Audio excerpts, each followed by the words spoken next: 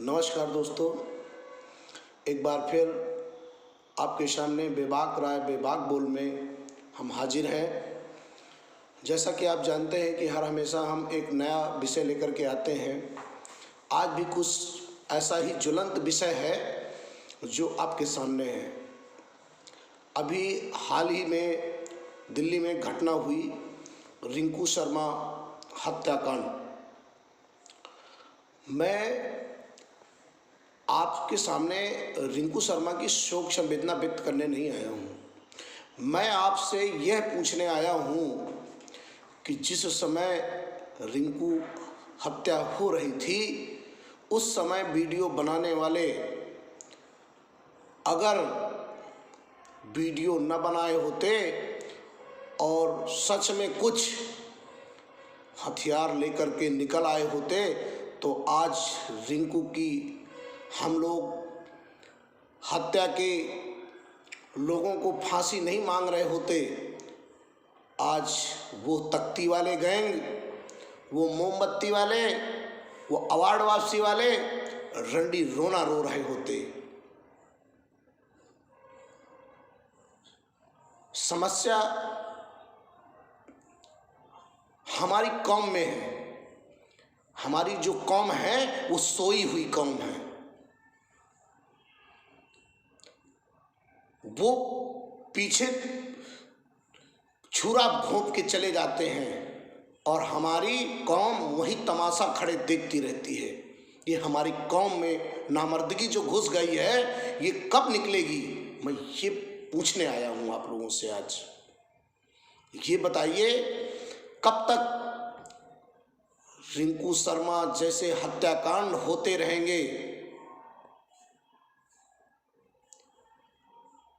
हमारी कौम में भगवान परशुराम ने परसा उठाया था। हर हर बोलना जानते हैं हम और फरसे से शीश काटना भी जानते हैं हम, परंतु बस आज हमारी कौम में नामर्दगी झलक रही है, सोई हुई है। इसको जगा लो यारो, वरना हमारे आने वाली पीढ़ियों में जो है ना कोई नहीं बचेगा। सिर्फ बचेंगे, सिर्फ विधवाएं महिलाएं बचेंगी और कोई नहीं बचेगा। वक्त है, अभी संभल जाओ।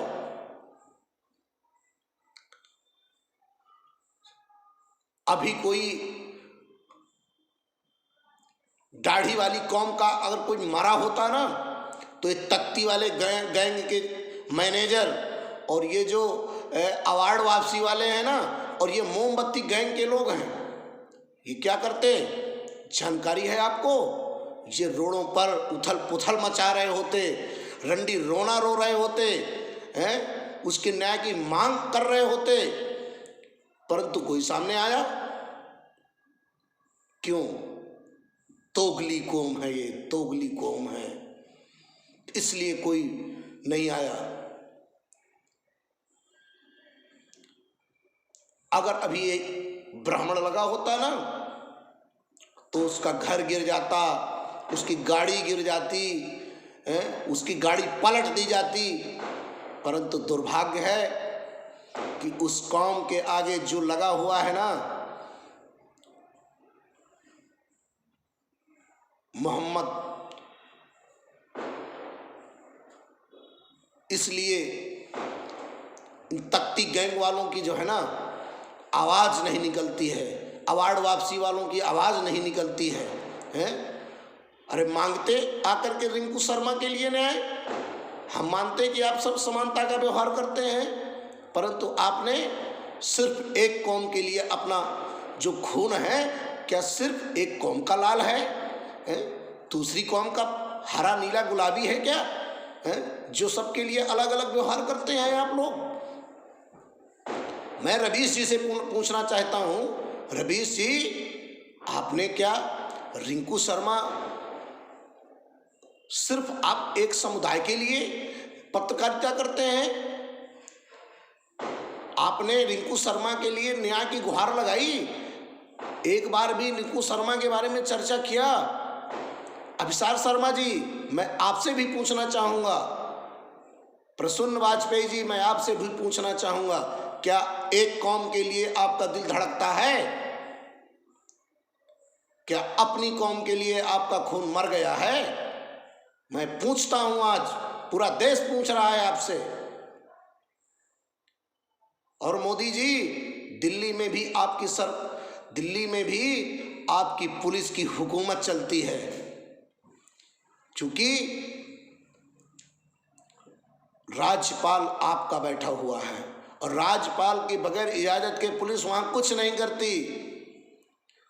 तो उसका घर, उन दरिंदों का घर अब तक क्यों नहीं गिरा? रिंकू शर्मा के हत्यारों को अब तक सलाखों के पीछे क्यों नहीं डाला गया? उनका घर क्यों नहीं गिर रहा? उनकी गाड़ी क्यों नहीं पलट रही? क्या सिर्फ गाड़ी पलटाने का काम सिर्फ ब्राह्मण समाज के लिए किया जा रहा है या और किसी के लिए?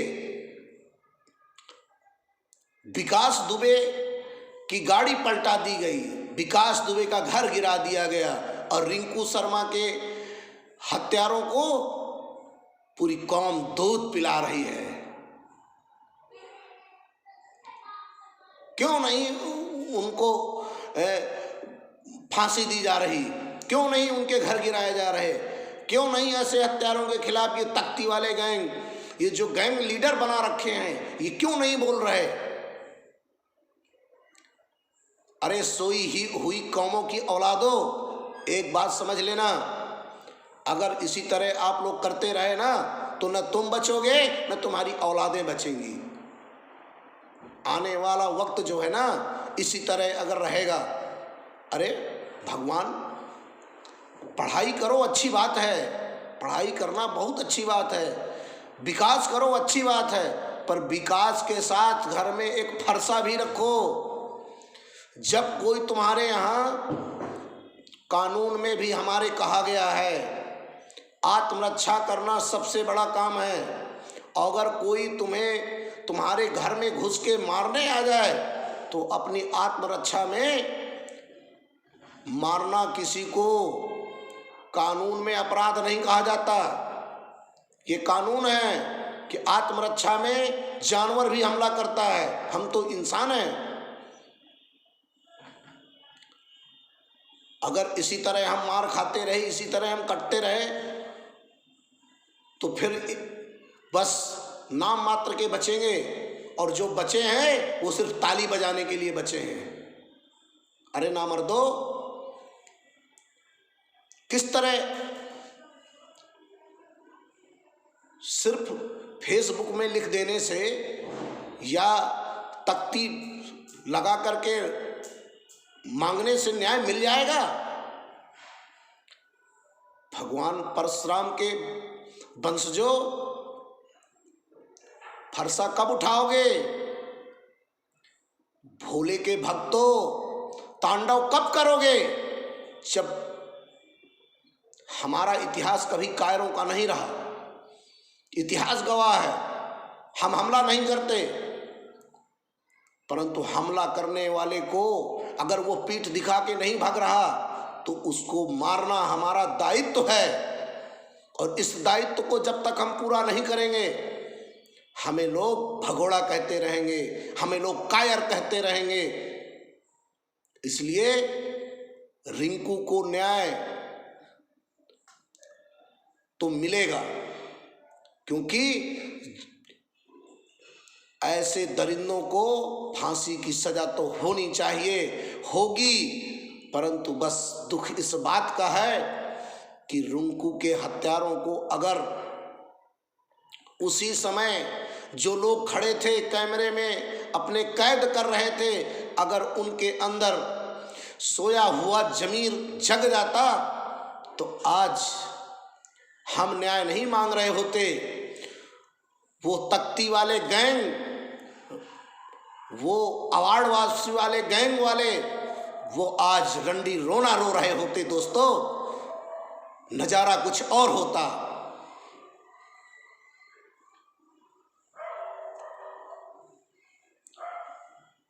बहुत दुख होता है जब मैं इस सोई हुई कौम को देखता हूं कि कुछ नहीं, कोई भी आता है मारकर चला जाता है, काट कर चला जाता है, हम कुछ नहीं बोलते, हम सिर्फ तमाशा देखने के लिए भीड़ इकट्ठा हो जाते हैं। अरे किसी की औकात है दोस्तों, अगर कोई 10 आते हैं तुम 50 होकर के टूट जाओ, वरना आज रिंकू के साथ हुआ है, कल तुम्हारे साथ होगा, परसों किसी और के साथ होगा, कोई नहीं बचेगा।